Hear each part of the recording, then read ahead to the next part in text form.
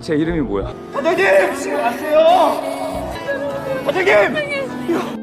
Kisah seorang pria yang ditelantarkan keluarganya sedari kecil dan tumbuh dewasa di penjara karena dijebak atas kesalahan yang tak pernah ia lakukan.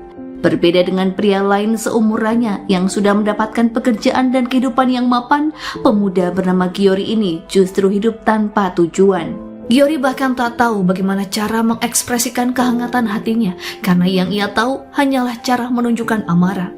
Bermodalkan uang di dalam tas besar yang selama ini ia sembunyikan, Giyori menyewa sebuah kamar hotel termahal untuknya menginap dan membeli sebuah mobil mewah untuk membawa anjingnya pergi melihat pantai.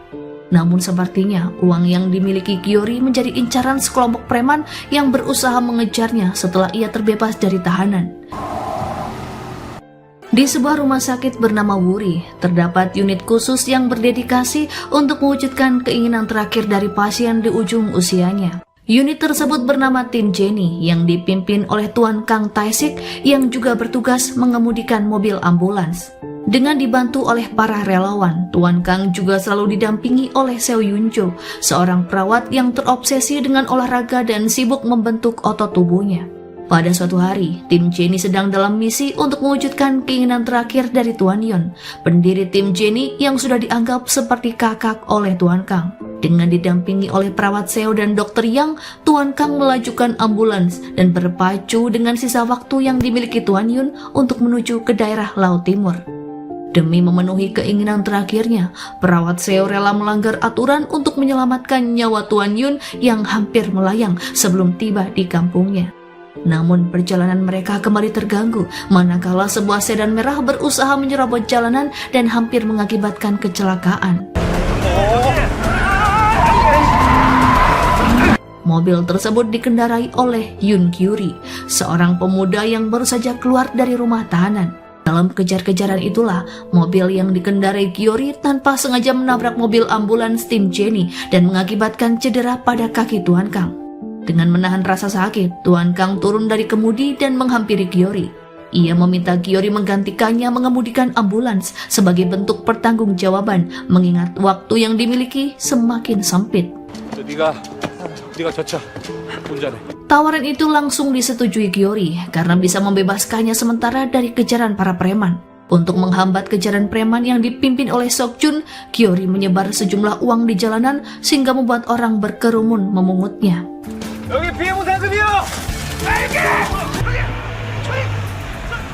Berkat kemampuan mengemudi Giyori, tim Jenny berhasil tiba di tempat tujuan tepat waktu. Selagi Tuan Kang dan timnya mendampingi Tuan Yun untuk mengunjungi makam istrinya, Giyori terlihat sedang mengenang kebersamaan dengan pacarnya sebelum ia masuk bui. Kala itu, pacarnya mengajak Giyori mengakhiri hidup bersama dengan menyalakan arang pembakaran. Namun ternyata Giyori takut menghadapi kematian dan bersikap pengecut dengan meninggalkan pacarnya seorang diri. 사는 것보다 죽는 게 나아. Kini ia menyesali keputusannya itu dan merasa malu menghadapi pacarnya. Bersama dengan anjing kesayangan yang juga sedang sekarat, Giyori nekat menerjang desiran ombak sembari menutup matanya. Namun ia dikejutkan dengan tepukan bahu Tuan Kang yang mengajaknya untuk segera kembali. Saat waktu penyelidikan, Tuan Kang mengetahui jika Giyori hidup sebatang kara, tak ada keluarga dan tempat tinggal. Tanpa sengaja, Tuan Kang juga melihat bekas luka setrikaan di punggung Giyori yang mengingatkannya pada seorang bocah di masa lalu dengan bekas luka yang sama. Tuan Kang lalu menghadiri acara pemakaman Tuan Yun. Di sana, ia langsung mendapatkan cacian dan makian dari anak mantu Tuan Yun karena membawa mendiang bepergian menjelang ajalnya. Padahal selama ini, anak-anak Tuan Yun tak pernah datang berkunjung terlebih peduli padanya. Akibat melanggar aturan saat menyelamatkan nyawa Tuan Kang, dokter yang menyatakan keberatan atas sikap perawat Seo dan memutuskan untuk tidak terlibat lagi dengan tim Jenny. Keesokan harinya, Giyori mendatangi sidang kasus kecelakaan lalu lintas yang diperbuatnya. Hakim memutuskan agar Giyori membayar denda atau menggantinya dengan melakukan pelayanan masyarakat selama jangka waktu tertentu. Tanpa sepengetahuan Giyori, Tuan Kang mengusulkan pada hakim agar Giyori melaksanakan pelayanan sosial di rumah sakit Wuri alih-alih membayar dendanya. Anggota tim Jenny tak sabar menunggu kedatangan relawan baru seperti yang diinformasikan oleh Tuan Kang. Menjelang sore hari, pada akhirnya Gyori tiba di halaman rumah sakit Wuri dan disambut dengan tendangan kaki perawat Seo yang langsung mematahkan spion mobil barunya. Ternyata perawat Seo merasa kesal karena Gyori melajukan mobil secara ugal-ugalan hingga membuatnya hampir terserempet dan jatuh terjerembab ke tanah. Gyori meminta maaf atas kesalahan yang tak sengaja dibuatnya dan bersedia mengganti kerugian yang dialami perawat Seo. 세탁비 줄 테니까 Sementara itu, Gyori mendatangi dealer mobil untuk menjual kembali sedan merah yang dibelinya. Selain karena masalah spion yang sudah patah, mobil itu juga sudah dikenali oleh Suk-jun melalui informasi yang diberikan oleh petugas penjual mobil. Sementara itu, Suk-jun masih mencari-cari keberadaan Gyori dan sempat menggeledah kamar hotel tempat Gyori menginap. Karena belum juga menemukannya, Suk-jun kemudian mendatangi kantor polisi dan mengaku sebagai salah satu korban kecelakaan tempo hari. Ia berharap bisa mengorek informasi keberadaan Gyori, namun usahanya nihil sebab Gyori tercatat tidak memiliki domisili pasti dan bahkan tidak memiliki keluarga. Di lain sisi, pacar Gyori yang bernama Jun Kyung juga mendekam dalam tahanan akibat ulahnya yang memicu kebakaran sewaktu mengajak Gyori bundir. Preman Sok-jun mengunjunginya untuk menanyakan keberadaan Gyori sekaligus uang miliknya yang dulu dibawa kabur oleh pasangan itu. 그럼 돈은 어디냐? Jun Kyung meluruskan jika ia juga berhak atas uang tersebut sebab selama ini Suk-jun sudah mengeksploitasinya melalui tayangan internet. Nominal $300.000 bukanlah apa-apa dibanding penghasilan jutaan dolar yang sudah diberikannya pada Suk-jun. Ia pun menegaskan bahwa sudah lama ia tidak berkomunikasi dengan Gyori. Hari pertamanya sebagai relawan, Gyori bertugas mengemudi untuk menggantikan Tuan Kang dan keduanya pergi menuju komplek perumahan lama guna bertemu dengan keluarga Jung. Dulunya, rumah yang ditinggali oleh keluarga Jung adalah milik kakek Byun-ho, salah seorang pasien di rumah sakit Wuri. Menjelang akhir hayat, kakek Byun-ho berkeinginan untuk pulang kembali ke rumah lamanya, tempat di mana ia membangun keluarga kecilnya dulu. Tuan Kang bermaksud membujuk keluarga Jung agar bersedia meminjamkan rumah tersebut kepada kakek Byun-ho. Namun sepertinya keluarga Jung tak mau bekerja sama, bahkan istrinya kerap mengusir kedatangan Tuan Kang tiap kali ia datang. 예, 안녕하세요. 저희는 Merasa penasaran, Gyori pun menerobos masuk dengan memanjat dinding pagar dan melihat bagaimanakah keadaan di dalam rumah tersebut. Melihat keluarga Jung belum berhasil dibujuk, Gyori pun memberikan segepok uang miliknya sebagai kompensasi jika mereka bersedia pindah untuk sementara waktu.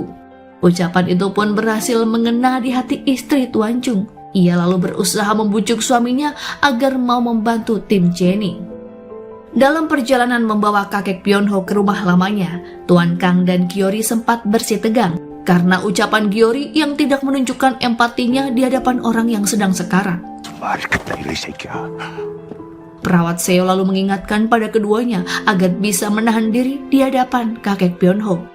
Setibanya di rumah lama, sang kakek tak dapat menyembunyikan kebahagiaan, terutama ketika ia melihat pohon kesemek yang dulu selalu berbuah lebat. Keesokan harinya, semua orang dibuat terkejut dengan penampakan pohon kesemek yang tiba-tiba berbuah lebat. Ternyata sepanjang malam, Gyori sengaja membuat buah kesemek tiruan demi membahagiakan kakek Byun-ho yang selalu memandangi pohon itu. Tindakan Gyori berubah penilaian Tuan Kang dan perawat Seo bahwa Gyori bukanlah pemuda brengsek seperti yang mereka pikirkan selama ini.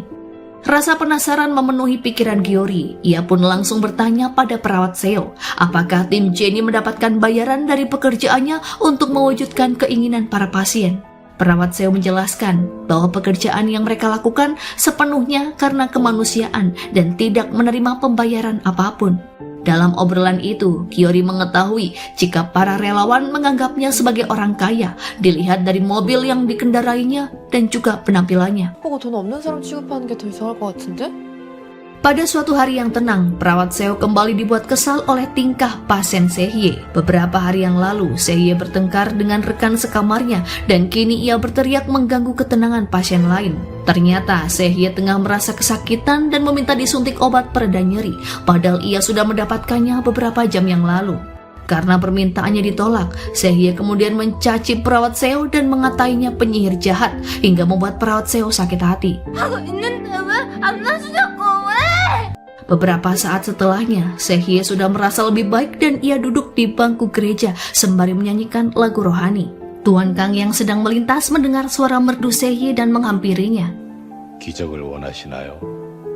Mengetahui Sehye sangat frustasi menghadapi akhir hidupnya, Tuan Kang menyatakan jika ia akan memenuhi keinginan terakhir Sehye, namun dengan satu syarat, Sehye tak boleh lagi membuat keributan. Sehye setuju dengan syarat itu dan menyampaikan bahwa ia ingin sekali tampil di panggung bersama aktor idolanya. 가는데 순서가 없긴 하지만. Tuan Kang berusaha mencari tahu aktivitas dari aktor Seo Gyutai agar ia dapat menemuinya dan menyampaikan permintaan dari Sehye. Bersama Gyori, Tuan Kang mendatangi tempat aktor Gyutai mengadakan pertunjukan dan menyelinap masuk ke belakang panggung. Tanpa sengaja, Tuan Kang melihat Gyutai sedang menegur asisten sutradara karena hasil pekerjaan yang tidak sesuai dengan keinginannya. 이 감정이 이게 딱 맞닿게 하려면 Meskipun Tuan Kang berhasil bertemu dengan Gyutai, namun ia gagal menyampaikan maksudnya. Tak mau menyerah, Tuan Kang kemudian mencari tahu jadwal sang aktor dan mendatangi gedung teater di mana Gyutai tengah mengadakan audisi untuk mencari penyanyi baru. Sekali lagi, Tuan Kang berhasil bertemu dengan Gyutai dan memperdengarkan suara Sehye melalui ponselnya. Alih-alih merasa tertarik dengan suara merdu Sehye, Gyutai justru mengusir Tuan Kang karena mengira ia sebagai penguntit. Gyori melihat Tuan Kang yang masih cedera diusir dengan kasar oleh petugas keamanan hingga memancing emosinya. 새끼들이 진짜 미쳤어? Sebenarnya kaki Tuan Kang sudah pulih, namun ia berpura-pura masih menggunakan tongkat agar bisa menahan Gyori di dalam tim Jenny untuk membantunya. Melihat kepalan tangan Gyori yang siap memukul petugas keamanan, Tuan Kang segera mencegahnya. Karena tindakan itu bisa membuat Gyori diberhentikan dari pekerjaan sosial dan usahanya mewujudkan keinginan Sehye akan sia-sia. 세양 소원도 못 들어주고 너 사회봉사 끝내 새끼야. Dengan semua kesulitan yang dihadapi, Gyori tak mengerti bagaimana bisa Tuan Kang rela melakukan pekerjaan tanpa mendapat imbalan. Namun semenjak ia bergabung dengan tim Jenny, ia lebih tak bisa memahami dirinya sendiri yang merasa hidupnya kini lebih nyaman dan hatinya terasa lebih damai. Gyori berharap di akhir kehidupannya nanti ia dikelilingi oleh orang-orang baik seperti anggota tim Jenny.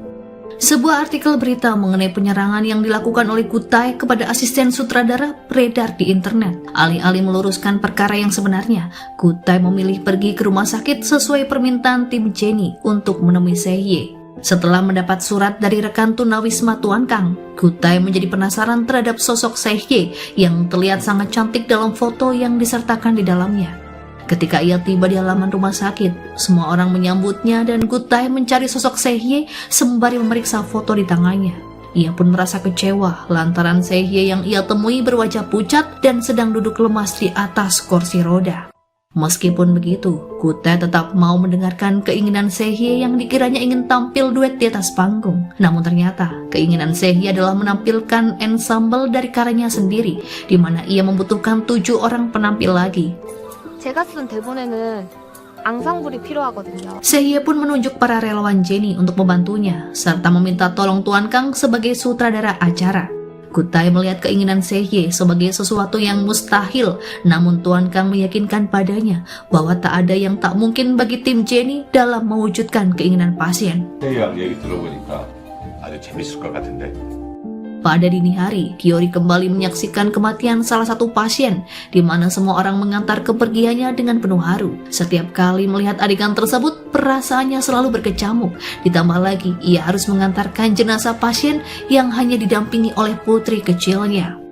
Meski gadis itu masih memiliki kerabat, namun Gyori merasa kasihan padanya karena kini ia menjadi yatim piatu. Gyori rupanya tahu betul bagaimana sulitnya hidup tanpa orang tua, sebab ia sendiri sebatang kara semenjak remaja. Setiap kali mengemudikan ambulans, Gyori selalu melihat foto yang tergantung di dalamnya, di mana Tuan Kang terlihat bersama dengan seorang anak laki-laki. Merasa penasaran, Gyuri pun menanyakan siapakah sebenarnya anak laki-laki itu, namun Tuan Kang enggan menjawab. Gyuri juga dibuat penasaran terhadap isi kamar 403 yang selalu terkunci. Ketika ia menanyakannya lagi pada Tuan Kang menjawab dengan malas dan menyebut jika kamar itu berhantu. 진짜지 귀신 있어. 그 귀신이 Berbeda dengan jawaban yang diberikan perawat Seo yang mengatakan jika kamar itu hanyalah gudang yang berisi benda-benda peninggalan pasien. Namun Gyuri semakin yakin jika kamar tersebut memiliki rahasia lain yang tak boleh diketahui. Mendekati hari pertunjukan, semua orang semakin giat berlatih bersama. Bahkan Kutai rela datang jauh-jauh hanya untuk mengawasi tim Jenny berlatih. 그러면 노래가 완전히 끝나면은 바로 따라서 알았어. Ketika Kutai sedang mengarahkan sebuah gerakan pada Sehye, tanpa sengaja tangan keduanya saling bersentuhan. Hal itu pun membuat Kutai semakin menyadari jika Sehye adalah gadis yang menarik dan hadiah sarung tangan dari Sehye tiba-tiba menjadi begitu istimewa. Akibat latihan bersama, hubungan Gyuri dan perawat Seo pun menjadi akrab, meskipun keduanya sempat bersikap canggung ketika beradegan romantis.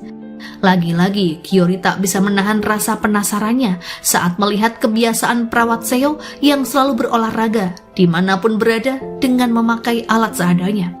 Bukan tanpa alasan, sewaktu remaja dulu, perawat Seo harus membawa ibunya ke rumah sakit. Namun karena badai salju yang tak kunjung reda, ambulans tak bisa datang dan perawat Seo harus menggendong ibunya.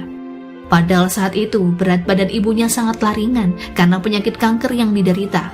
Namun sayang, perawat Seo tak mampu untuk melakukannya. Semenjak saat itulah, ia bertekad ingin memiliki fisik yang kuat agar bisa menolong pasien. 나 운동하기 참 잘했다고. Meski berada di tempat yang sama, namun Dr. Yang sebagai dokter rumah sakit Uri tak menyukai apa yang dilakukan oleh tim Jenny. Karena baginya, keberadaan tim Jenny seperti mengingatkan para pasien pada akhir hidupnya. Meskipun demikian, Dr. Yang tak bisa menentang kegiatan tim Jenny yang dipimpin oleh Tuan Kang, sebab Tuan Kang sendiri terinspirasi dari kebaikan yang pernah diberikan Dr. Yang padanya ketika ia sakit dan harus dirawat. Mengetahui Tuan Kang seorang tunawisma miskin, Dr. Yang tetap merawatnya dengan baik dan membebaskan semua biaya. 양 선생님이라는 거 압니다. Ketika Sehye kembali mengalami kesakitan dan memohon pada Dr. Yang agar diberi obat pereda nyeri, dokter lantas menolak melakukan hal itu karena bisa mempercepat kematian. Sehye berusaha meyakinkan bahwa ia hanya ingin tampil di panggung, tak peduli meski harus mati di sana. Namun Dr. Yang tak bergeming dengan permintaan itu. Perawat Seo berusaha membujuk Dr. Yang dan keduanya pun terlibat perdebatan. Bahkan Dr. Yang berteriak padanya dan melarang perawat Seo mengikuti kegiatan relawan tanpa izin darinya. 그만하시라고요! Melihat keributan tersebut, Gyuri pun mendekat dan berusaha membela perawat Seo. Saat Dr. Yang mempertanyakan posisi Gyuri yang ikut campur, dengan penuh keyakinan Gyuri menjawab bahwa ia adalah relawan Jenny yang siap mengabulkan permintaan pasien. Tak ingin perdebatan itu menjadi tontonan banyak orang, Dr. Yang lantas mengajak perawat Seo untuk berbicara berdua. Meskipun keduanya sama-sama menyadari bahwa setiap detik sangat berharga bagi pasien, namun Dr. Yang memiliki cara pandang yang berlawanan dengan perawat Seo tentang merawat pasien sekarat. 임세희 씨 지금 이 상황까지 오지도 않았을 겁니다. Dokter Yang ingin pasien menghargai setiap detik nafasnya, namun perawat Seo ingin agar pasien menikmati setiap momen terakhir mereka. Perawat Seo tak bisa berbuat apapun ketika menghadapi keputusan Dokter Yang. Namun, Tuan Kang berhasil membujuk Dokter Yang dengan caranya sendiri. Tuan Kang menceritakan tentang penyakit kanker yang kembali menyebar di dalam tubuhnya dan membuat Dr. Kang sangat terkejut. Sebagai pasien sekarat, ia ingin sekali menghabiskan sisa hidupnya untuk membahagiakan pasien lain dan alasan itulah yang membuatnya berada di dalam tim Jenny. Setelah mendengar hal itu, Dr. Yang lantas menyetujui pemberian morfin untuk pasien Sehye dan memastikan tindakan itu adalah terakhir kalinya ia membantu tim Jenny. Semua orang sudah berkumpul di halaman rumah sakit untuk menonton drama musikal. Sehye tampil sangat cantik demi pertunjukan itu dan membuat Gyutae terpana melihatnya. Walaupun hanya pertunjukan kecil dan para relawan adalah pemain amatir, namun semua orang berusaha menampilkan yang terbaik. Sebuah insiden kecil terjadi dan mengakibatkan perawat Seo tanpa sengaja berciuman dengan Gyuri di atas panggung. Di tengah pertunjukan, Kyutai yang berpasangan dengan Sehye menyadari jika ensemble tersebut ditulis berdasarkan kisah cinta Sehye bersama sang kekasih. Kyutai menarik kekasih Sehye yang berdiri di barisan penonton untuk tampil bersama di atas panggung. Bukan hanya Sehye dan kekasihnya yang meneteskan air mata haru, namun para penonton juga dapat merasakan emosi pasangan kekasih baru tersebut. Perasaan bahagia karena bisa tampil di panggung bersama, sekaligus perasaan sedih karena perpisahan yang menjelang.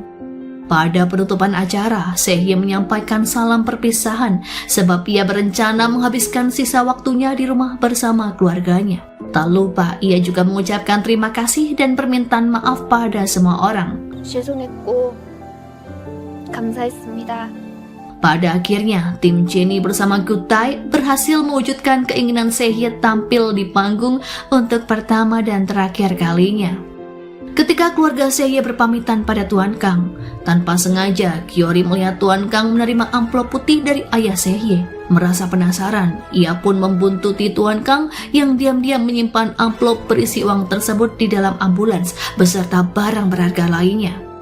Pada keesokan harinya, Gyori berusaha menanyakan mengenai amplop tersebut, namun Tuan Kang justru mengabaikan pertanyaannya. 그걸 봤네 자식이. Semenjak insiden berciuman di atas panggung, perawat Seo sering kedapatan tersenyum sendiri setiap kali membayangkan kejadian itu. Pelan-pelan, ia pun mulai memperhatikan Gyori dan memperdulikannya. Ketika ia melihat Gyori sedih saat mendengar berita kematian Sehye, perawat Seo berusaha menghiburnya dan menyarankan agar Gyori membuat satu momen bahagianya sendiri. Perawat Seo bahkan berani menyatakan keberatannya pada dokter Yang karena meminta Gyori untuk memindahkan anjing kesayangannya dengan alasan kebersihan. 아들이 산책할 때만 잠깐 밖에 나가는 거고. Namun ketika Gyori meminta bantuannya untuk mengajarkan cara memberikan nafas buatan, perawat Seo justru salah mengartikan permintaan tersebut. Ia mengira jika itu adalah salah satu trik seorang pria dalam merayu wanita. Padahal Gyori memang bersungguh-sungguh meminta bantuan itu sesuai perintah dari dokter Yang agar Gyori belajar memberikan pertolongan pertama pada pasien. Hal itu dikarenakan saat seorang pasien datang dengan luka serangan babi liar dan membutuhkan pertolongan segera, yang mana Gyori tampak kebingungan dan tak tahu apa yang harus ia lakukan. Sesuai nasihat perawat Seo agar Gyori menciptakan momen bahagianya, ia pun sengaja memasak untuk para relawan Jennie dan mengundang Jin-gu agar bergabung bersama mereka. Selagi Gyori tengah asyik menikmati kebersamaan dengan lingkungan barunya, Chun-kyung yang baru saja bebas dari tahanan berusaha menghubunginya. Karena tak kunjung tersambung, Chun-kyung menunggunya di halte selama berjam-jam, namun Gyori belum juga ada kabar. Justru Sok-jun yang datang menjemputnya, lalu dengan enggan Chun-kyung masuk ke dalam mobilnya. Gyori mendapat perintah untuk mencari keberadaan Tuan Kang yang sudah melewatkan jam tugas sorenya dan ia berpapasan dengan seorang pasien. Tiba-tiba pasien itu mencegat langkah Gyori dan meminta agar ia menghabisinya. Pasien itu beralasan telah lelah menghadapi penyakitnya yang sudah menahun dan merasa kasihan pada istri yang tampak lelah merawatnya. Mengingat jejak Gyori yang pernah menjadi tahanan, pasien tersebut menilai jika Gyori pasti bisa melakukannya dengan mudah. Ucapan si pasien membuat Gyori tercengang sekaligus merasa marah dan kecewa. Ia tak menyangka jika orang lain akan menilainya serendah itu. Alih-alih meladeni si pasien, Gyori memilih pergi meninggalkannya dan kembali mencari keberadaan Tuan Kang. Di sebuah area sepi, Gyori melihat Tuan Kang tengah berbicara dengan beberapa preman yang menanyakan tentang keberadaan seseorang. Awalnya, Gyori berniat menolong Tuan Kang saat melihat para preman bertindak kasar dengan mendorong tongkat kaki miliknya. Namun setelah melihat kejadian itu, ia urung melakukannya karena telah mengetahui kondisi kaki Tuan Kang yang ternyata baik-baik saja. Gyori pun hanya memperhatikannya dari kejauhan. Dari pertemuan tersebut, Gyori mengetahui jika selama ini Tuan Kang harus menyetor sejumlah uang pada para preman dan penyakit kanker yang dideritanya.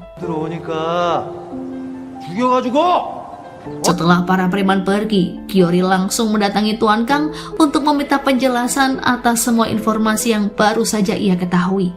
Ia ingin memastikan apakah Tuan Kang benar-benar menghabisi seseorang seperti ucapan preman tadi dan sengaja mengumpulkan pembayaran atas pekerjaan tim Jenny guna disetorkan pada para preman. 지금 의심스럽잖아. Alih-alih memperoleh jawaban, Gyori kembali kecewa karena Tuan Kang tidak memberikan keterangan sedikit pun dan pergi begitu saja.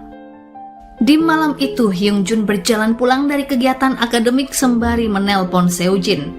Melihat jalanan tampak lengang, Hyung Jun lalu meminta pacarnya agar menyanyikan sebuah lagu untuk menemaninya. Ketika rambu penyeberangan menyala, Hyung Jun melangkah maju sembari masih mendengarkan suara Seojin. Tiba-tiba, sebuah mobil melaju kencang menabrak tubuh Hyung Jun hingga jatuh terpental. Bukannya menolong, pengemudi mobil justru menginjak pedal gas, melarikan diri dan meninggalkan Hyung Jun sendirian. Setelah menjalani operasi, kondisi Hyung Jun masih kritis dan dokter menyatakan bahwa mereka sudah mengupayakan yang terbaik untuk menolongnya. Kedua orang tua Hyung Jun hanya bisa pasrah dengan keadaan itu. Tak lama kemudian, sejumlah reporter menerobos masuk dan langsung menghujani pertanyaan pada orang tua Hyung Jun terkait peristiwa kecelakaan. Ternyata si pengemudi mobil adalah Han Dong-wook, seorang pembaca berita terkenal, sehingga kecelakaan tersebut menjadi perhatian para awak media. Di rumah sakit yang sama, Dong-wook tengah terbaring santai di salah satu kamar naratama dengan penjagaan ketat dari pengawal pribadinya. Ia berusaha mengulur waktu persidangan dengan berpura-pura mengalami cedera pasca kecelakaan.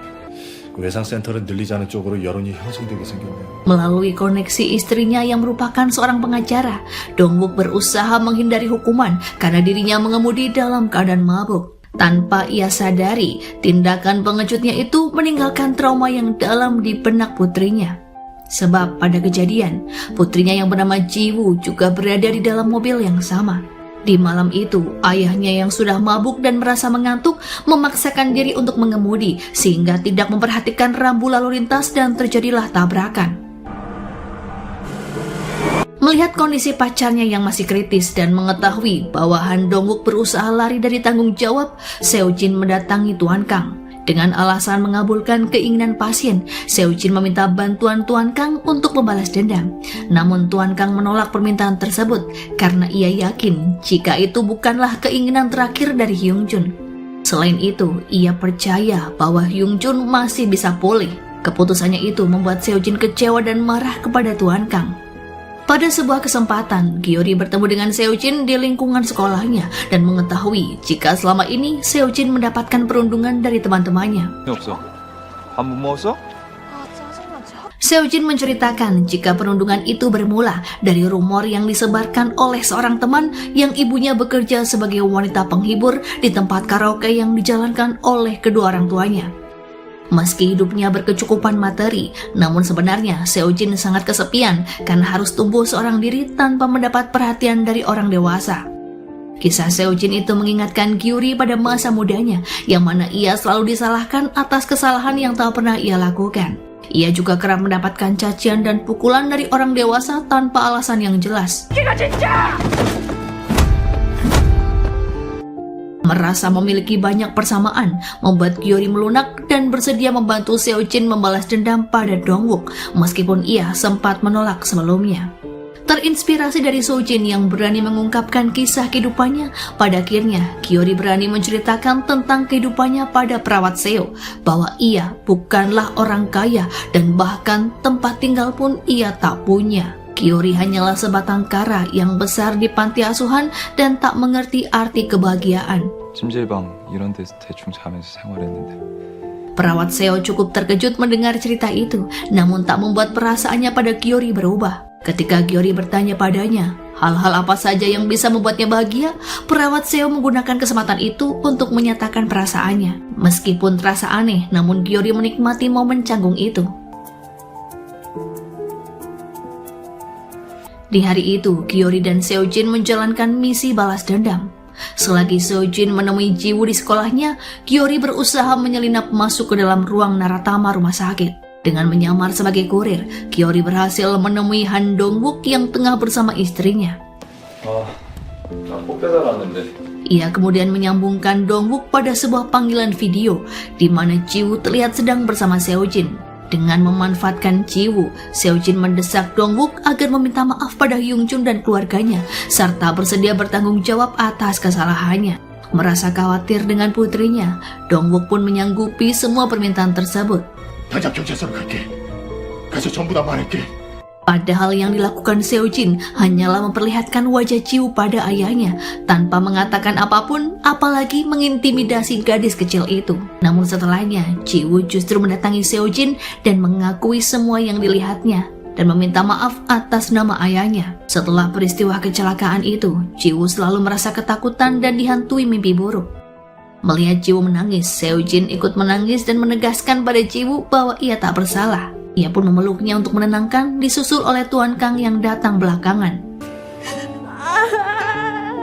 Pada akhirnya, misi Seojin berhasil dan membuat Han Dongwook berlutut untuk meminta maaf di hadapan orang tua Hyungjun. Selain itu, Seojin juga merasa senang mengetahui Hyungjun kini mulai sadar. Tuan Kang juga merasa bangga pada Seojin yang melakukan upaya balas dendam tanpa menyakiti siapapun.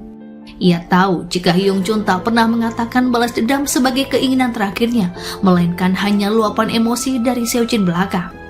저 친구 소원이 아닐 것 같았어. Ketika Gyeori kembali ke rumah sakit, ia melihat perawat Seo sedang membersihkan tas hitam miliknya yang selama ini selalu digunakan untuk membawa anjing kesayangan. Hal itu sontak membuat Gyeori marah dan dengan kasar ia mengambil tas beserta barang-barangnya pergi. Ternyata di dalam tas itu terdapat surat wasiat yang ditulis Gyeori yang menerangkan jika ia meninggal maka semua uang miliknya akan disumbangkan untuk tim Jennie. Ia tak ingin jika orang lain melihat surat tersebut sebelum dirinya benar-benar tiada. Sebagai bentuk permintaan maaf karena sudah bersikap kasar, Gyeori meninggalkan minuman yogurt untuk perawat Seo di meja kerjanya. Sementara itu, Jun Kyung yang tak kunjung bertemu dengan Gyeori pada akhirnya terpaksa mengikuti permintaan Seokjun untuk kembali melakukan siaran daring dan menghasilkan banyak uang. Namun Jun Kyung sengaja membuat Seokjun kesal dengan berkata pada pemirsa bahwa selama ini ia menghilang karena berada di dalam tahanan, bukan sedang berlibur ke Eropa. 해외여행 아 진짜 가고 싶어. 그치만 Jun Kyung kembali mendapat tekanan dari komplotan Seokjun agar segera menemukan Gyeori. Melalui informasi dari rekannya, Jun Kyung berhasil bertemu dengan Jin Gyu untuk bertanya keberadaan Gyeori. Jun Kyung mengakui dirinya sebagai kekasih Gyeori, namun Jin Gyu tak bersedia memberikan informasi apapun. Pada akhirnya Gyeori mengetahui jika kamar 403 bukanlah gudang, melainkan kamar pasien. Ia pun berusaha mengorek informasi dari perawat Seo tentang siapakah penghuni kamar spesial itu. Namun perawat Seo enggan menginformasikan apapun meski Gyeori berkata jika Tuan Kang sudah membolehkannya untuk mencari tahu tentang kamar tersebut. 누구긴 누구야 환자지. 환자라고? Perawat Seo lalu mencari keberadaan Tuan Kang untuk mengkonfirmasi ucapan Gyeori. Dari dokter yang ia tahu jika Tuan Kang pergi ke bukit yang terletak di belakang rumah sakit. Mengetahui perawat Seo pergi ke bukit seorang diri, Gyeori pergi menyusulnya. Hujan yang tiba-tiba turun membuat Gyeori semakin mencemaskan perawat Seo. Terlebih ia sempat melihat jejak babi hutan di tanah. Ketika akhirnya ia bertemu dengan perawat Seo, Gyeori langsung mengomel dan memarahinya. Bahkan tanpa sadar air matanya menetes lantaran luapan kekhawatiran. 아유 울긴 뭘 울어요 지금 이게. Ternyata dokter yang juga mengkhawatirkan perawat Seo dan menyusul ke bukit. Namun ia harus kecewa dan membawa kembali payung yang sengaja dibawanya untuk perawat Seo lantaran melihat gadis yang ia sukai tengah asyik ngobrol dengan pria lain.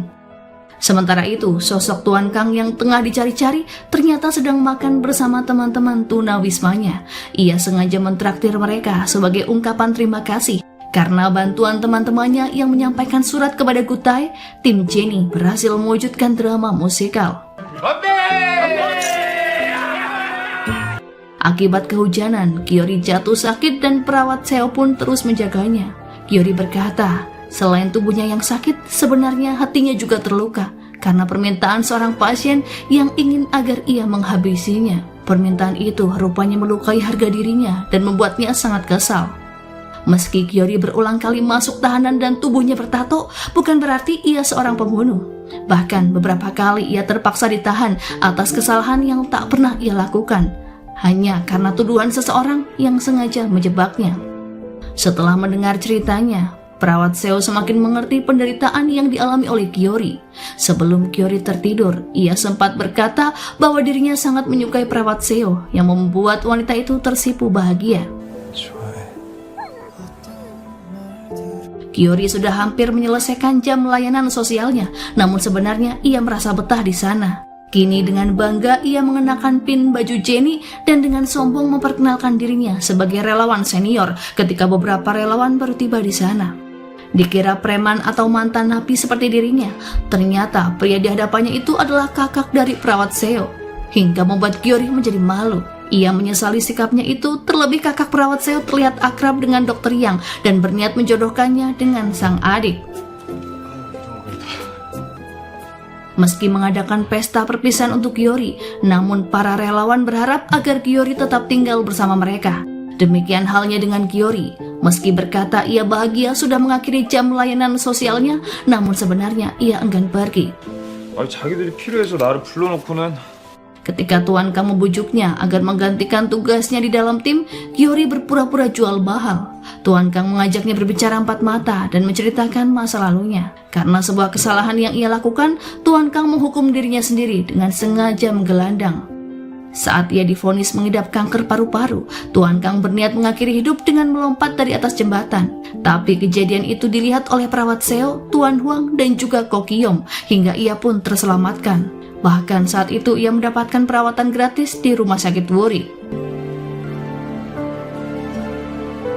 Selama dirawat, Tuan Kang menempati kamar 403 dan sengaja menguncinya agar bisa menyembunyikan penyakitnya. Mengira penyakit kankernya sudah sembuh, namun ternyata penyakitnya semakin parah dan Tuan Kang merasa waktunya tak akan lama lagi. Ia berharap Giyori bisa mengambil alih tugasnya dan melanjutkan misi mulia tim Jenny. Mendengar cerita itu, Giyori merasa sedih dan ternyata pembicaraan tersebut didengar oleh perawat Seo. Sewaktu Tuan Kang berniat membuka kamar 403 untuk memenuhi rasa penasaran Giyori, tiba-tiba perawat Seo menelpon dan mengabarkan bahwa anjing kesayangan Giyori sakit parah. Dulunya, anjing kesayangan Giyori ditemukan di pinggir jalan setelah dibuang oleh pemilik sebelumnya. Merasa senasib dengan hewan tersebut, Giyori yang juga dibuang oleh orang tuanya memutuskan untuk merawatnya. Ia ingin menemukan pemilik anjing sebelumnya untuk menanyakan nama anjing itu sekaligus mempertanyakan alasan mengapa mereka membuangnya.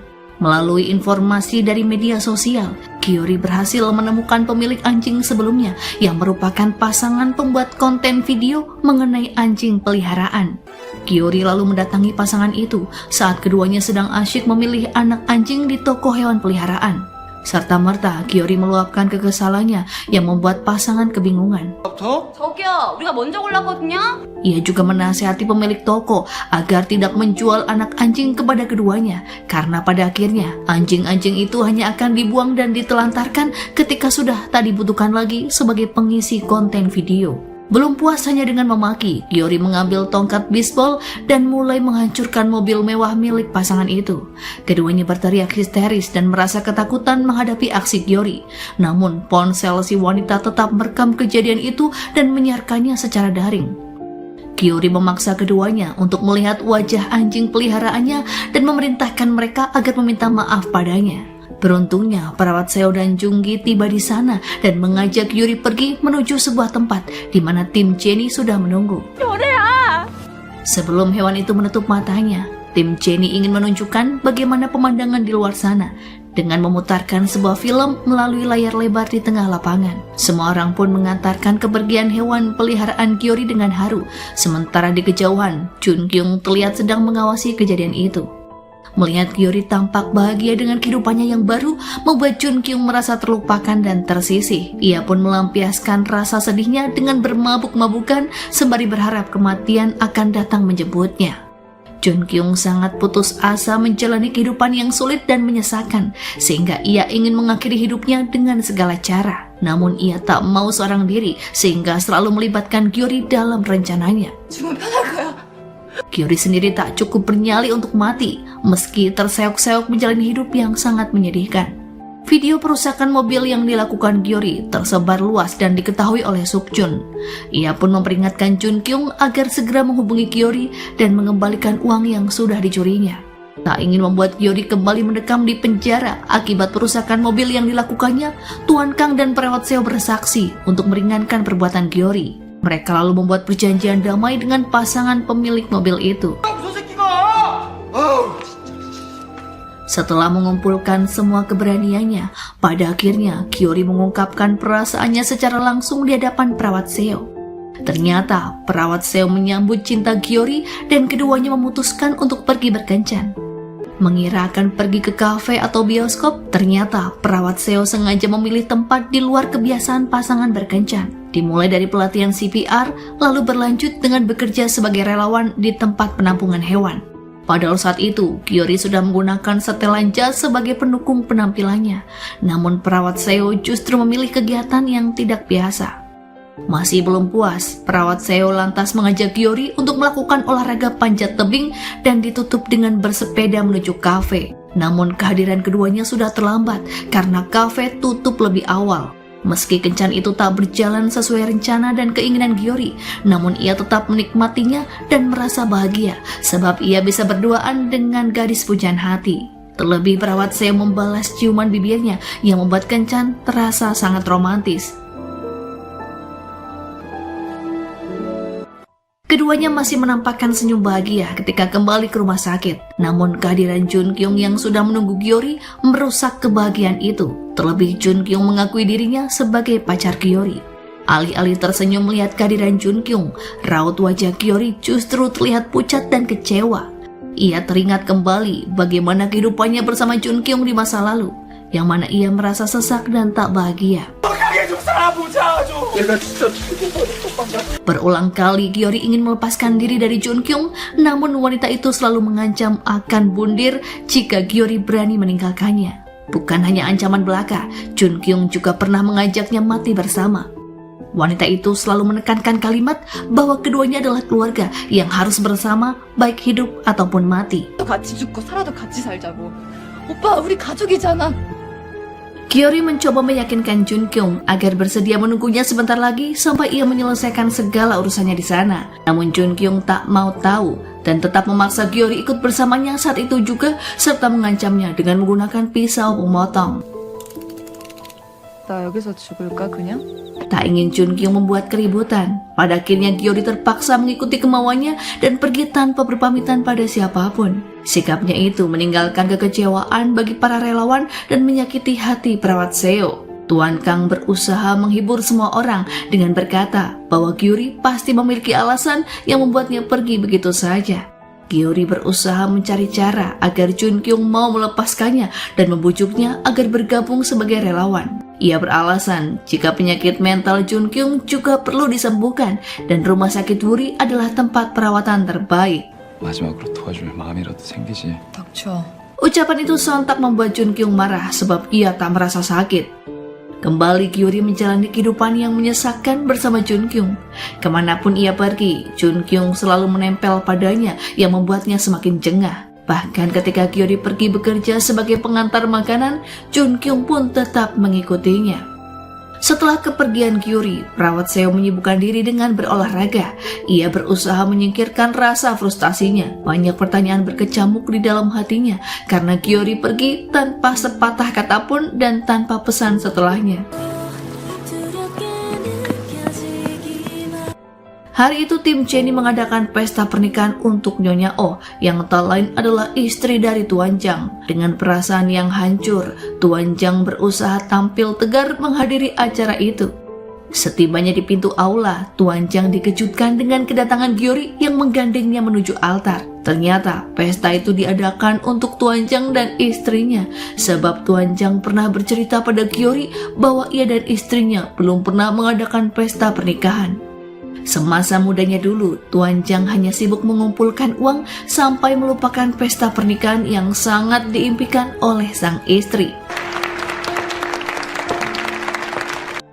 Mewujudkan keinginan Tuan Jang adalah pekerjaan pertama Gyeori setelah resmi menjadi relawan Jenny, sehingga ia berusaha menghadiri acara itu meskipun harus membawa serta Jun Kyung. Seusai acara, Gyori mendekati tim Jenny untuk meminta maaf karena tak berpamitan sebelumnya. Saat Tuan Jang menanyakan alasan kepergiannya, Gyori lantas berkata jika ia terpaksa melakukan hal itu atau Jun Kyung akan mati jika ia tak menurutinya. Perawat Seo hanya bisa memperhatikan Gyori dari kejauhan karena keberadaan Jun Kyung yang selalu membayanginya hingga gadis itu enggan untuk menyapa. Berharap Gyori akan datang menghampirinya, ternyata Gyori hanya menatapnya sejenak dan melangkah pergi bersama Jun Kyung, yang tentunya membuat perawat Seo semakin patah hati. Pertemuan itu pun cukup merontokkan ketahanan fisik perawat Seo hingga ia pun jatuh sakit. Meskipun tinggal di rumah yang sama dan di tempat tidur yang sama, namun Gyori selalu menghindar dan cenderung mengacuhkan Jun Kyung. Sikapnya itu membuat Jun Kyung merasa frustasi dan marah. Ia kemudian mengingatkan jika Gyori lah yang pertama kali menghalanginya untuk mendapatkan kehidupan yang bahagia. Sewaktu dulu di panti asuhan, saat Jun Kyung hampir diadopsi oleh keluarga kaya, Gyori mendatanginya dan memintanya menjadi keluarga, yang berarti ia bisa selalu bersama dalam suka dan duka selama-lamanya. Semenjak hari itu, Gyori memang selalu menjaga dan melindungi Jun Kyung dan keduanya selalu bersama. Namun seiring berjalannya waktu, pandangan keduanya mengenai keluarga mulai berbeda. Selama ini, Gyori menganggap Jun Kyung sebagai adiknya, namun Jun Kyung justru menginginkan Gyori sebagai suami dan membangun keluarga sungguhan. 내가 오빠한테 원한 건 그 가족이었다고, 남매가 아니라. Sikap Jun Kyung yang selalu posesif ditambah dengan ancamannya yang ingin mengakhiri hidup membuat Gyori jengah dan merasa tertekan. Setiap kali Gyori menyampaikan bahwa ia tak bahagia hidup bersamanya, Jun Kyung justru menuntutnya agar mencari cara supaya ia bisa bahagia di sisinya. Setelah perawat Seo pulih, dokter yang mengajaknya makan malam berdua. Ia ingin memanfaatkan kesempatan itu untuk menyatakan perasaannya pada perawat Seo. Karena selama ini ia mengira jika hubungan perawat Seo dan Gyori telah kandas sehingga ada harapan untuknya mendekat. Namun ternyata perawat Seo belum bisa melupakan Gyori, apalagi untuk melangkah maju bersama dokter Yang. 죄송하다고 하면 Sementara itu, Tuan Kang berusaha mencari tahu tentang apa yang tengah dialami Gyori, sehingga ia pergi begitu saja. Tuan Kang lalu menceritakan temuannya itu pada perawat Seo bahwa Jun Kyung bukanlah pacar Gyori. Wanita itu hanya terobsesi dengan Gyori dan menginginkannya sebagai suami, padahal Gyori hanya menganggapnya sebagai seorang adik. Melalui bantuan teman-teman tunawismanya, Tuan Kang berhasil menemukan tempat tinggal Gyori dan memata-matai kegiatannya. Tuan Kang menyarankan agar perawat Seo pergi bertemu dengan Gyori dan membantunya. Setelah mendengarkan penjelasan itu, kesedihan perawat Seo tiba-tiba hilang. Dengan penuh semangat, ia lalu pergi menuju tempat Gyori berada. Setibanya di tempat tersebut, Gyori yang sudah merasa putus asa, diam-diam mengirimkan pesan pada Sokjun guna menginformasikan keberadaannya. Ia ingin segera mengakhiri semua kekacauan dalam hidup, sebab selama ini Sokjun dan gerombolannya selalu mengincar dirinya dan Jun Kyung, serta memaksa keduanya untuk menghasilkan uang bagi mereka. Namun rencananya berantakan lantaran kedatangan perawat Seo. Ia bahkan berani memukul Jun Kyung karena menghalangi upayanya membawa Gyori pergi. Tak mau bertindak tak adil, perawat Seo juga memberikan kesempatan Jun Kyung untuk membalasnya. Saat melihat bekas luka sayatan pada pergelangan tangan Jun Kyung, perawat Seo menyadari masalah mental yang dialami oleh wanita itu. Ia pun berjanji akan membantunya jika Jun Kyung mau datang ke rumah sakit Wuri. 야, 너무 힘들면 병원으로 와. Sebelum pergi, perawat Seo memberikan sarung tinju kesayangannya dan berharap Jun Kyung bisa menggunakannya untuk melindungi diri. Belum juga berhasil meninggalkan tempat itu, Sokjun sudah datang dan langsung menghajar Gyori. Mulanya ia mempertanyakan keberadaan uangnya, namun setelah mengetahui Gyori berniat meninggalkan Jun Kyung, Sokjun memberikan sebuah penawaran. Ia akan melupakan masalah uang asalkan Gyori tetap berada di sisi Jun Kyung. Namun Gyori menolak tawaran itu. Ia meminta Sokjun agar melepaskannya dan membiarkannya menjalani hidup sesuai keinginannya. 나도 남들처럼 평범하게 한 번만 살아보자. Menyadari Gyori banyak berubah semenjak bertemu dengan perawat Seo, Sokjun pun berniat melukainya. Namun Gyori menghalangi Sokjun dengan mendorongnya hingga terjatuh dan menarik perawat Seo pergi. Sementara itu, Jun Kyung yang putus asa karena ditinggalkan oleh Gyeori terlihat sudah berdiri di tepi atap bangunan. Saat itu, ia bahkan bersiap untuk melompat. Suk Jun yang melihatnya segera berlari ke atas gedung dan berusaha mencegah niatan wanita itu, namun usahanya sia-sia. Tuan Kang mendapat panggilan telepon dari teman-teman tunawismanya yang menceritakan tentang aksi berani perawat Seo yang berhasil membawa pergi Gyeori. Mereka juga mengabarkan Jun Kyung yang nekat melompat dari atap. Beruntung Jun Kyung tak mengalami luka serius berkat tumpukan kardus yang berada di bawahnya. Meskipun saat itu ia harus mendapatkan perawatan. Suk Jun tak berhenti mencemaskan keadaan Jun Kyung dan setia mendampinginya di rumah sakit. Meski ia harus menerima pukulan dari bosnya sebab melepaskan Gyeori pergi tanpa mendapatkan kembali uangnya. 그것도 일종의 폭력이다. 폭력적인 새끼야. Sebenarnya, Suk Jun, Gyeori, dan Jun Kyung berasal dari panti asuhan yang sama dan ketiganya tumbuh bersama. Sejak dulu, Suk Jun sudah menyukai Jun Kyung, namun Jun Kyung lebih menyukai Gyeori. Diam-diam, Suk Jun juga sering melindungi keduanya dari tindakan semena-mena bosnya. Apapun akan ia lakukan demi kebahagiaan Jun Kyung, termasuk memaksa Gyeori agar bertahan di sisinya. Setibanya di rumah sakit, Gyeori langsung menyapa semua rekan tim relawan dan meminta maaf karena sudah mengacaukan kinerja tim. Kedatangannya disambut gembira oleh semua orang dengan menganggap kepergian Gyeori selama ini karena ia sedang berlibur. 먼 길 여행 갔다 온 거로 치자고. Gyeori lalu mengusulkan agar suatu saat nanti tim Jennie mengadakan perjalanan tamasya bersama ke tempat yang belum pernah dikunjungi. Sewaktu Gyeori dan Tuan Kang mengobrol berdua, Tuan Kang bertanya apakah Gyeori tak ingin bertemu dengan keluarga aslinya. Namun sepertinya Gyeori sudah melupakan wajah kedua orang tuanya dan menghapus semua kenangan tentang mereka. 뭐 얼굴이나 목소리 이런 건 진짜 기억이 하나도 안 나요. Mengingat betapa kejam perlakuan ayahnya dulu, Gyeori tak ingin jika kelak ia menuruni watak kejamnya. Hal itu pun mengingatkan Tuan Kang pada hari pertama bertemu dengan Gyeori, yang mana wajah Gyeori tampak babak belur dengan bekas luka di sekujur tubuhnya. Dengan bertelanjang kaki, Gyeori diam-diam menyelinap keluar rumah untuk membawakan sepatu milik Tuan Kang yang tertinggal di rumahnya setelah ia bersiteru dengan sang ayah. Tuan Kang bangga melihat Gyeori yang tumbuh menjadi pemuda baik terlepas bagaimana caranya berjuang hidup selama ini. Ia juga memuji keputusan Gyeori yang bergabung ke panti asuhan, alih-alih bertahan dengan orang tuanya yang kejam. 정말 잘한 것 같다. Setelah sudah membolos seharian demi menjemput Gyeori, perawat Seo langsung bekerja lembur di malam itu. Ia memasuki kamar 403 untuk memeriksa keadaan pasien. Sebenarnya, pasien penunggu kamar 403 bernama Yoon Ki-jun, seorang ketua gangster yang pernah menarik Tuan Kang dalam bisnis hiburan malam dan membuatnya kehilangan segalanya. Merasa sudah ditipu, Tuan Kang kemudian melaporkan Ki-jun dan komplotannya pada polisi, sehingga membuat Ki-jun murka. Mengetahui Tuan Kang sedang dirawat di rumah sakit Wuri, Ki-jun kemudian mendatangi tempat itu. Karena tak kunjung menemukan Tuan Kang, Ki-jun dan komplotannya pun berbuat onar di sana dengan memukul perawat Seo dan juga dokter Yang. Suatu ketika, Tuan Yun menemukan Ki-jun sudah tergeletak tak berdaya di tengah hutan di dekat rumah sakit Wuri. Ia pun menghubungi perawat Seo dan meminta bantuannya untuk menyelamatkan Ki-jun. Mulanya perawat Seo menolak mengingat Ki-jun sudah memukulnya dan membuat keributan di rumah sakit. Namun, Tuan Yun mengatakan jika kondisi Ki-jun disebabkan oleh Tuan Kang yang sudah menghajarnya. Ia tak ingin Tuan Kang mendekam dalam penjara karena menghabisi seorang penjahat. 죽으면 안 돼. Berkat dorongan dari semua relawan tim Jennie, pada akhirnya perawat Seo bersedia menolong Ki-jun dan merawatnya hingga kesadarannya pulih. Di malam itu, Ki-jun tiba-tiba mengalami kejang dan membuat perawat Seo panik. Dengan terpaksa, ia memanggil dokter Yang untuk meminta bantuan.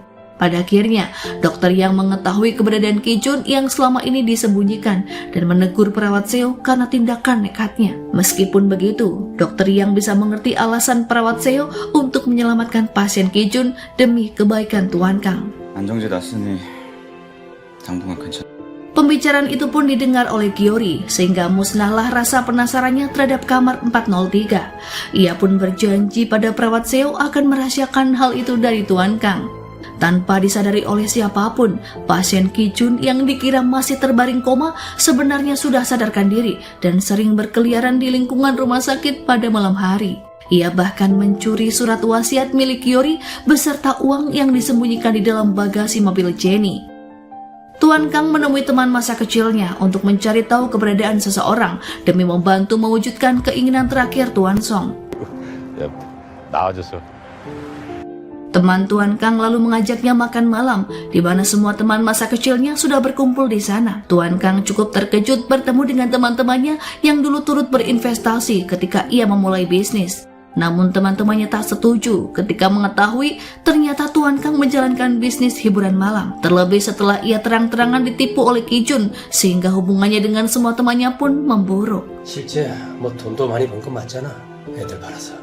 Pada pertemuan itu, Tuan Kang membiarkan teman-temannya mengungkapkan semua kekesalan dan ia pun meminta maaf dengan tulus. Sewaktu Tuan Kang hendak pulang, Gyori sudah berada di sana untuk menjemputnya dan berpura-pura menjadi sekretaris pribadi Tuan Kang. Gyori ingin membantu Tuan Kang memperbaiki citra dirinya di hadapan teman-teman lamanya dan upayanya pun berhasil.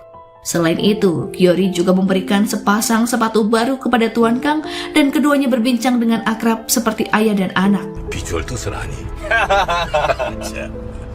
Keesokan harinya, Tuan Kang bersama Gyori dan perawat Seo mengantar Tuan Song menuju Mokpo untuk bertemu dengan seseorang yang dicarinya selama ini demi menyelesaikan masalah di masa lalu. Karena jarak tempuh yang cukup jauh, tim Jenny menyempatkan diri untuk beristirahat. Saat Gyori tak sengaja tertidur, ia dikejutkan dengan suara perawat Seo yang berteriak memanggilnya. Ternyata perawat Seo panik sebab Tuan Kang tiba-tiba pingsan. Dalam tidurnya, Tuan Kang mengingat kembali hari ketika ia meninggalkan istri dan putranya demi menemani Ki Jun bersenang-senang. Selagi ia sibuk, istri dan putranya mengalami kecelakaan ketika hendak menyeberang jalan.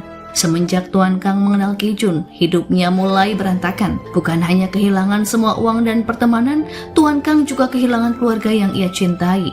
Ia juga menyalahkan semua kemalangan itu pada Ki Jun dan ucapannya itu pun menyulut emosi Ki Jun hingga ia menyerangnya. 네가 죽여놓고 왜 내 탓을 해? 누가 길에다 버려두고 그래? Peristiwa itu pun disaksikan oleh Gyori kecil yang merupakan putra kandung Ki Jun yang juga biasa menerima kekerasan dari ayahnya. Meskipun Tuan Kang masih mengenali bocah yang dulu pernah membantunya membawakan sepatu, namun ia tak yakin apakah Gyori masih ingat dengannya atau tidak. Saat Tuan Kang siuman, ia melihat wajah Gyori yang penuh kekhawatiran. Tak ingin terjadi hal buruk pada Tuan Kang, Gyori pun melarangnya melanjutkan perjalanan mengantar Tuan Song. Namun karena Tuan Kang bersikeras ikut, pada akhirnya Gyori mengizinkan asalkan Tuan Kang bersedia menjalani kemoterapi sekembalinya dari perjalanan itu. 지금 하영아는 진짜 말도 더럽게 안 듣고 정말. Setelah menempuh perjalanan yang cukup jauh, akhirnya mereka tiba di tempat tujuan. Namun Gyori harus menggendong Tuan Song menuju ke rumah yang dicarinya, yang ternyata berada di tempat yang cukup tinggi. Setibanya di sana, orang yang dicari Tuan Song ternyata sudah meninggal dan Tuan Song merasa kecewa sebab kedatangannya ke sana adalah untuk meminta maaf atas kesaksian yang ia berikan 30 tahun silam. Gara-gara kesaksiannya itu, seseorang yang tak bersalah harus menjalani hukuman 20 tahun penjara atas kejahatan yang tak pernah dilakukannya.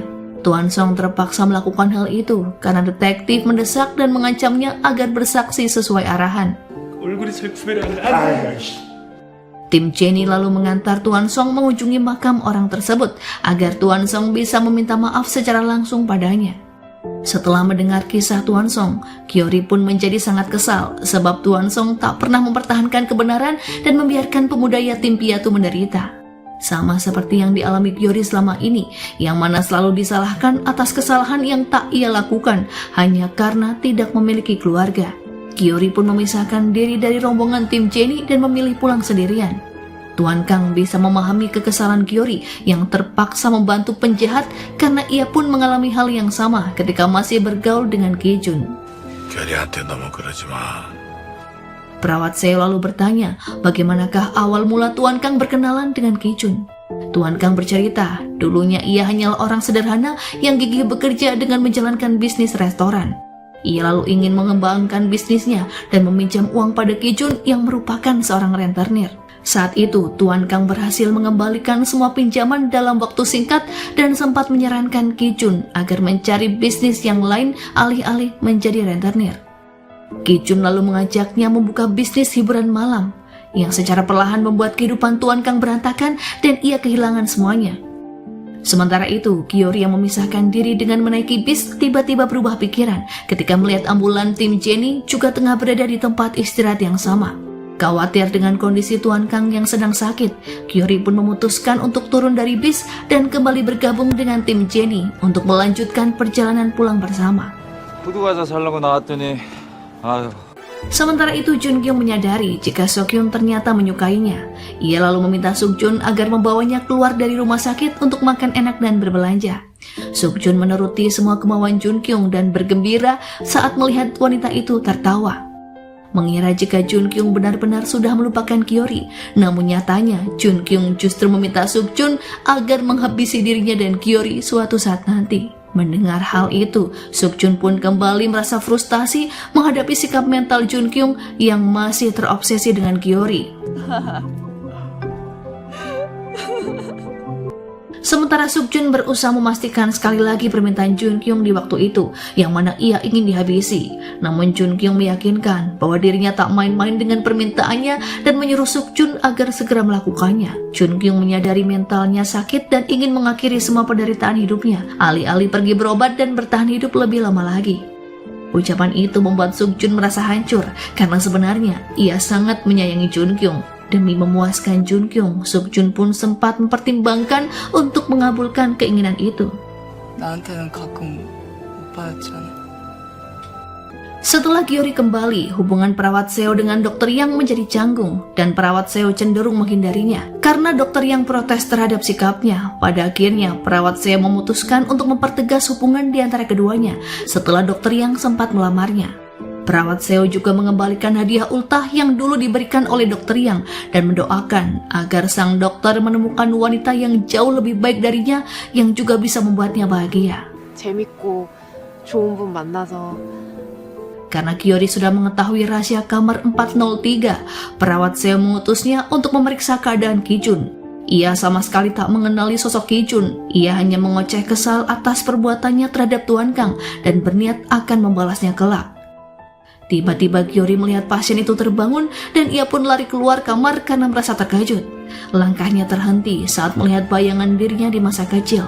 Gyori sempat kebingungan sejenak dan pada akhirnya ia menyadari jika apa yang dilihatnya hanyalah halusinasi dan pasien Ki-jun masih tertidur dengan tenang.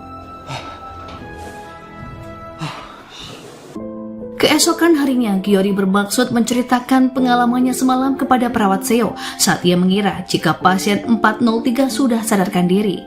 Namun perawat Seo sedang sibuk dengan pekerjaannya sehingga ia tak memperhatikan ucapan Gyori. Gyori lantas menemui Tuan Kang untuk menceritakan hal itu. Namun ia teringat janji untuk menyembunyikan fakta pasien 403 darinya. Tuan Kang menginformasikan pada Gyori tentang sebuah desa di negeri Belanda yang khusus menampung pasien demensia.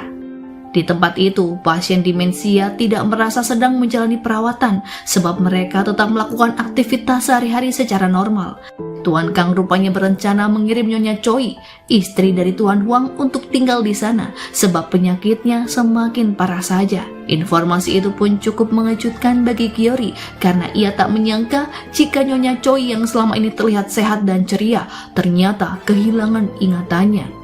Ia pun akhirnya mengerti maksud Tuan Kang untuk mengumpulkan semua emas dan uang selama ini yang tak lain demi membiayai kepergian Tuan Huang dan istrinya ke Belanda. Tuan Kang lalu meminta bantuan Gyori agar mencari informasi lengkap terkait rencananya itu. Selagi Tuan Kang menjalani kemoterapi sesuai janjinya pada Gyori, ia meminta Gyori untuk mengambil alih tugasnya sebagai penanggung jawab tim Jenny. 내일 아침에 그냥 나 혼자 조용히 떠날 테니까 안 보이면 갔나 보나 해. Semenjak Tuan Kang pergi, rumah sakit dan para relawan Jenny merasa sepi dan kehilangan sosoknya. Namun mereka semua berusaha menahan diri agar tak mengganggu proses pengobatan Tuan Kang. Meski sangat merindukan Tuan Kang, baik Gyori maupun perawat Seo sama-sama menahan diri untuk tidak menghubunginya. Keduanya sudah menganggap Tuan Kang seperti ayah sendiri, sehingga bisa dipastikan keduanya akan menangis jika mendengar suara Tuan Kang. 절대로 배영 나오지 말라고 막 이랬었다니까. 우리도 뭐 배웅 안 했어. Suatu hari, rumah sakit kedatangan pasien baru yang tak lain seorang nenek dengan 2 orang cucunya. Selama ini, nenek membesarkan kedua cucunya seorang diri sepeninggal kedua orang tua mereka dalam sebuah kecelakaan. 2 kakak beradik itu bernama Jae-yun dan Ho-yun yang tidak memiliki saudara atau kerabat lain lagi, sehingga terpaksa keduanya mengikuti nenek di rumah sakit. Berkat kedatangan 2 bocah itu, Gyori pun memiliki kesibukan baru dan mengalihkan rasa sepinya karena ditinggal Tuan Kwang. 따라해봐. 목욕실. 목욕실. 그렇지. Awalnya Gyori tak terlalu memperhatikan 2 bocah tersebut, namun suatu ketika ia mendengar pembicaraan keduanya yang khawatir akan dikirim ke panti asuhan setelah neneknya meninggal. Hal itu pun membuat Gyori merasa iba. Ia mulai memperhatikan Jae-yun dan Ho-yun dengan memasakkan hidangan untuk mereka. Agar tak merasa bosan, Gyori mengajak keduanya melakukan aktivitas ringan sebagai tim Jenny, seperti membantu menyiapkan masakan bersama Kokiyom dan menggambar sketsa wajah pasien. 대장님, 저 잘했죠? Gyori juga berusaha melindungi Jae-yun dan Ho-yun ketika seorang pria dan wanita datang mengaku sebagai kerabat nenek dan berniat membawa keduanya bersama mereka. Dilihat dari penampilan pasangan itu yang penuh dengan tato di sekujur tubuhnya, Gyori meragukan tujuan kedatangan mereka, sebab ia tak ingin kedua anak itu mengalami perlakuan yang buruk. Namun perawat Seo menyarankan agar tidak menilai orang lain hanya dari penampilan, karena dulu ia juga menilai Gyori sebagai pria brengsek dilihat dari tampilan luarnya saja. 불안한데. Ketika Gyori bertugas memeriksa kamar 403, ia mendapati pasien tersebut sedang duduk di atas tempat tidurnya. Padahal sebelumnya, perawat Seo dan dokter Yang baru saja memeriksa kondisi pasien dan mengira jika ia masih terbaring koma. Gyori yang belum mengetahui nama pasien itu bertanya maksud dari sikapnya yang berpura-pura dan curiga jika ia berniat melakukan perbuatan jahat kepada Tuan Kang. Gyori lalu menegaskan padanya bahwa ia akan melindungi Tuan Kang dan memastikan jika pria itu akan membayar semua kejahatannya. Namun Ki-jun mengatakan bahwa semenjak bangun ia tak bisa ingat siapakah dirinya dan mengapa ia bisa berada di tempat itu. Namun ia bisa mengingat jika dirinya memiliki seorang putra yang sangat disayanginya. 나한테 그 애가 태어났을 때 Saat itu, Ki-jun meminta Gyori agar merahasiakan temuan itu dari siapapun sampai ingatannya benar-benar kembali sepenuhnya. Gyori merasa bimbang, haruskah ia mengikuti permintaan Ki-jun ataukah mengungkapkan semuanya pada perawat Seo? Padahal selama ini, perawat Seo selalu berpesan padanya agar segera melapor jika pasien kamar 403 sudah sadar. Alih-alih melapor, Gyori pada akhirnya merahasiakan kondisi Ki-jun dari semua orang. Ia bahkan bersedia mengantar Ki-jun keluar kamar dengan alasan ingin berdoa di gereja dan memohon pengampunan atas segala dosa di masa lalu. Melihat air mata yang menetes di wajah Ki-jun membuat Gyori percaya jika Ki-jun benar-benar tak ingat apapun dan perasaan bersalah sedang menghantuinya. 용서해주지 않을까? Selagi Ki-jun sedang berdoa di dalam gereja, diam-diam Gyori kembali ke kamar 403 untuk memastikan identitas Ki-jun. Mendengar cerita Ki-jun yang mengaku memiliki seorang putra, rasa penasaran Gyori tak terbendung dan ia pun membuka dompet Ki-jun. Betapa terkejutnya Gyori saat melihat foto Ki-jun bersama seorang anak laki-laki dan di belakang foto itu tertulis nama Gyori sebagai putra kandungnya.